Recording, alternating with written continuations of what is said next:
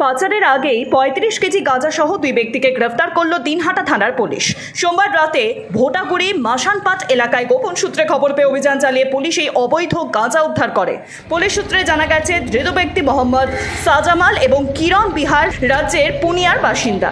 তারা রাস্তার ধারে গাঁজা নিয়ে দাঁড়িয়েছিল গাড়ি ধরার জন্য। ঠিক তখনই পুলিশ অভিযান চালিয়ে তাদের হাতে নাতে ধরে ফেলে। প্রাথমিক তদন্তে জানা গেছে, এই অবৈধ গাঁজা বাইরে পাচার করার ছক ছিল।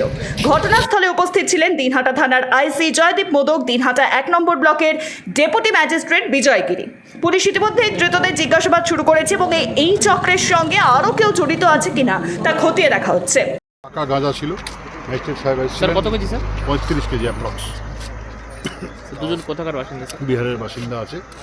এবারে তারা আন্তঃরাজ্য গাঁজা পাচার চক্রের সঙ্গে যুক্ত বা কীভাবে যুক্ত সেটা ইনভেস্টিগেশনে পরবর্তীকালে যা আসবে। ঠিক আছে, এটা প্রিলিমিনারি স্টেজ শুরু হলো আজকে সিজ দিয়ে, এরপরে কোর্টে যাবে, কোর্ট থেকে রিমান্ডে আসবে, এসে তারপর জিজ্ঞাসাবাদ করে পরবর্তী প্রসেস যা আসে তাই হবে এবং এটা চলবে, আরও চলতে থাকবে। Bureau report, sky news Bangla.